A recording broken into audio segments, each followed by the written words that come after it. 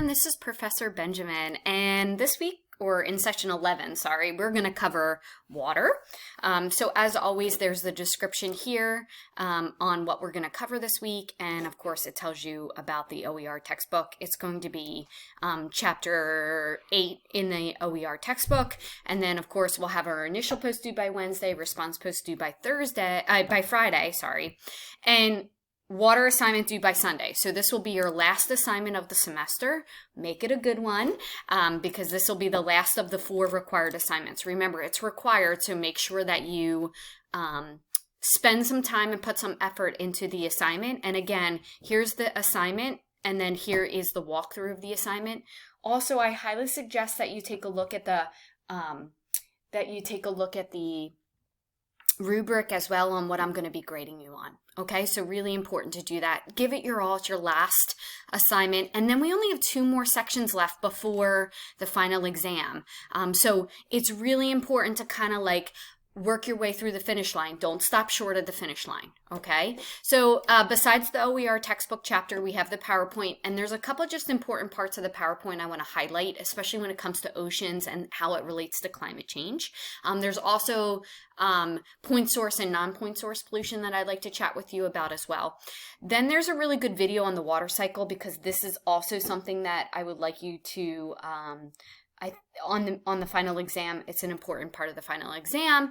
And then there's just really other topics related to water. So for example, plastic in the oceans.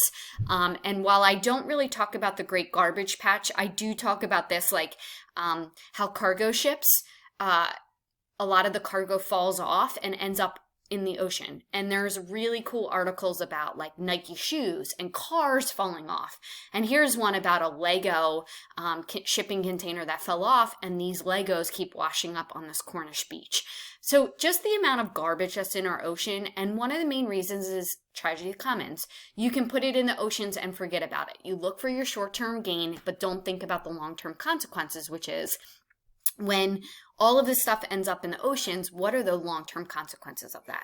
This is another thing, which is running out of usable water. Remember, the earth has 2 different types of water on it. It has salt water and fresh water. Okay, so it's really important, and there's very little fresh water available for human use. And so it's really important for us to take care of that fresh water that we have. Now, there have been technological advances, remember, technology solutions that have been put into place to solve the tragedy of the commons, which is that we overuse fresh water. And so desalination plants, etc. But it's not going to solve all of our problems, because desalination plants require the use of fossil fuels to either, there's 2 ways that desalination works. Either you boil the water and then you trap the condensation and have the salt taken out, or you push it through a membrane. And all of those require fossil fuels to facilitate the process. Also, of course, there are leftover issues. Number 1, the salt. What are we going to do with the salt? A lot of times we dump it back into the ocean, and then there's issues with salinity close to desalination plants. The other thing is that a lot of times we put the hot water back into the ocean again, and this is a problem.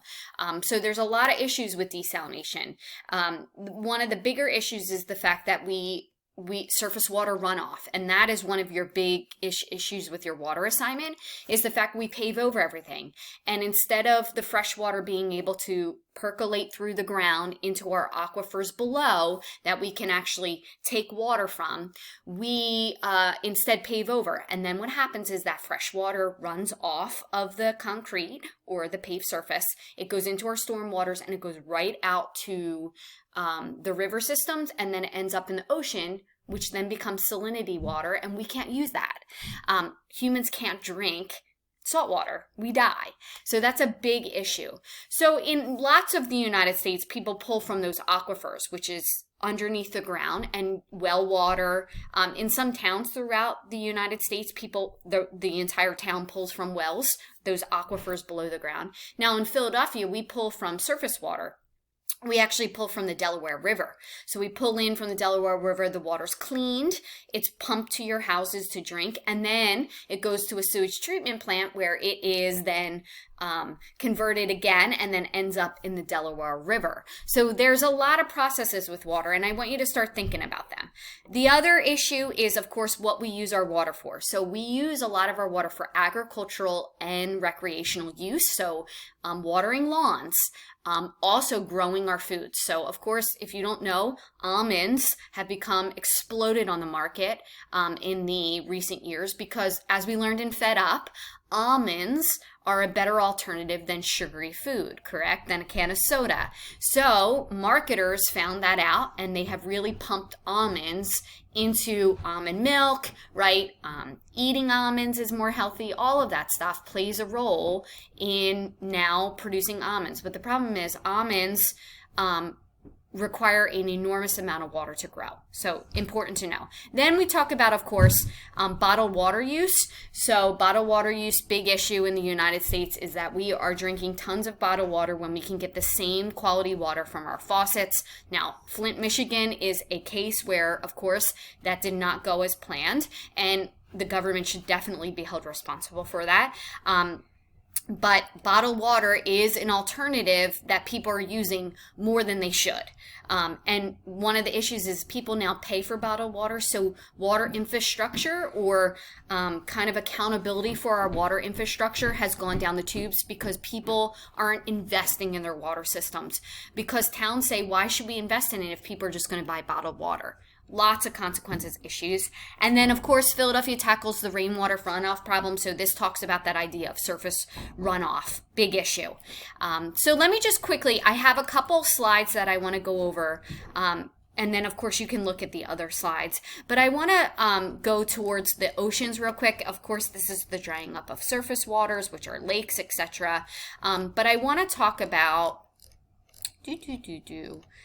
here's the non-point source, pollution slide. Point source pollution in terms of water comes from a specific location.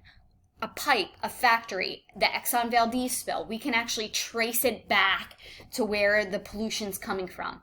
In non-point source pollution, we can't trace that back. It comes from a variety of places. It can come from dog feces. It can come from fertilizers. It can come from people pouring things down the drain. A couple years ago, I was involved in trying to track down, there was a oil spill coming from one of the outfall pipes in the Schuylkill River. And a lot of the rowers were complaining about this, that they would see this oil slick come through.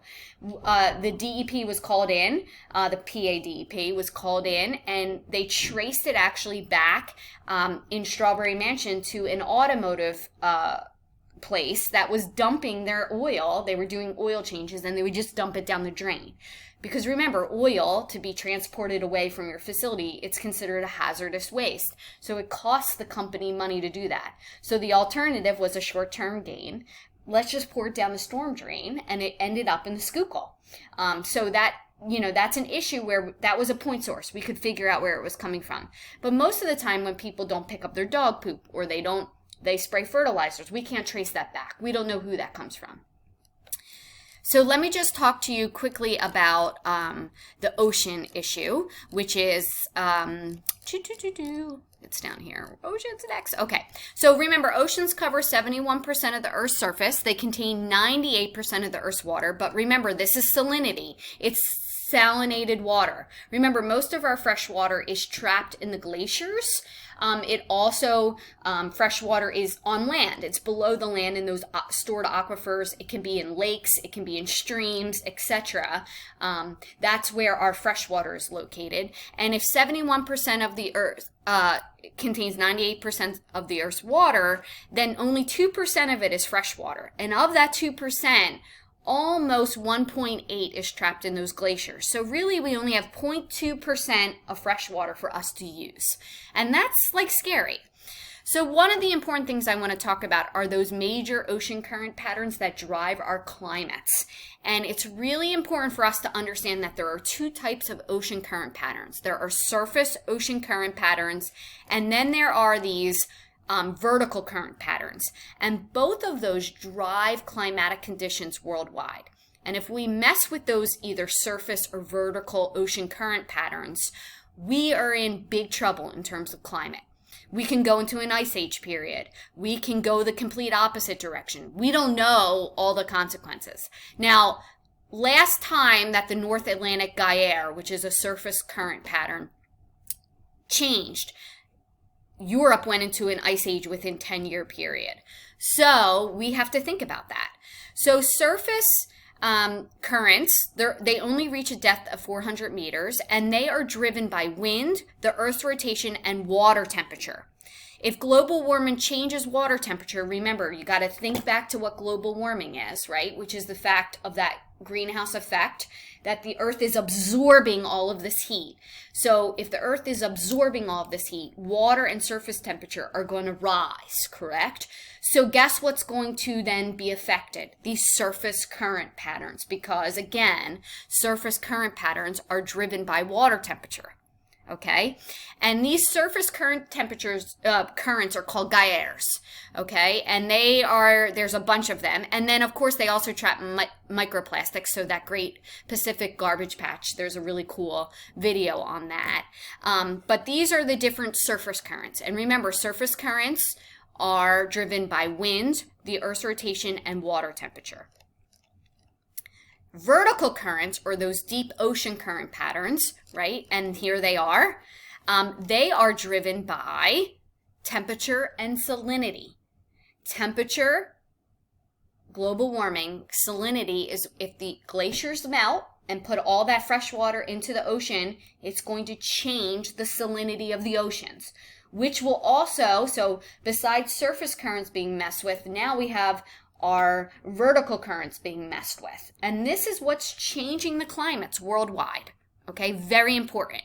These vertical currents work like a treadmill, where the salinity and the temperature pull the current down and have it whoosh away.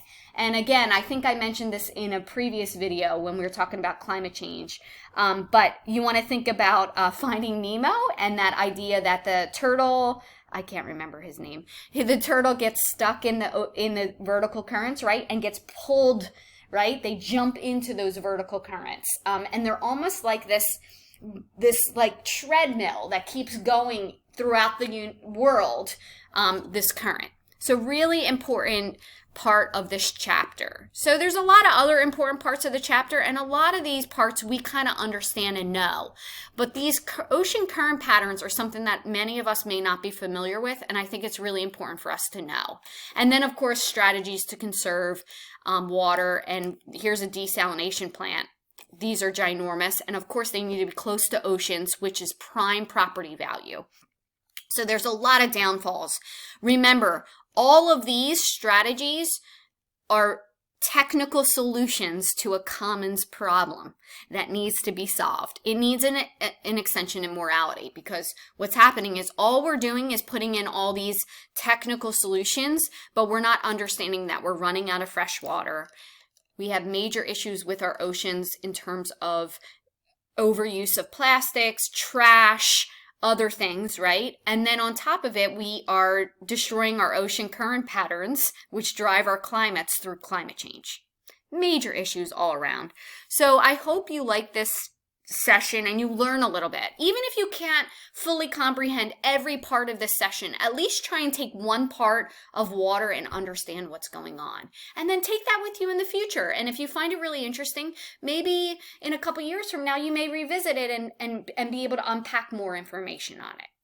So again, have a great week. Don't forget, this is your last assignment due besides your initial post and response post. Remember to begin preparing for your final exam, and stay strong.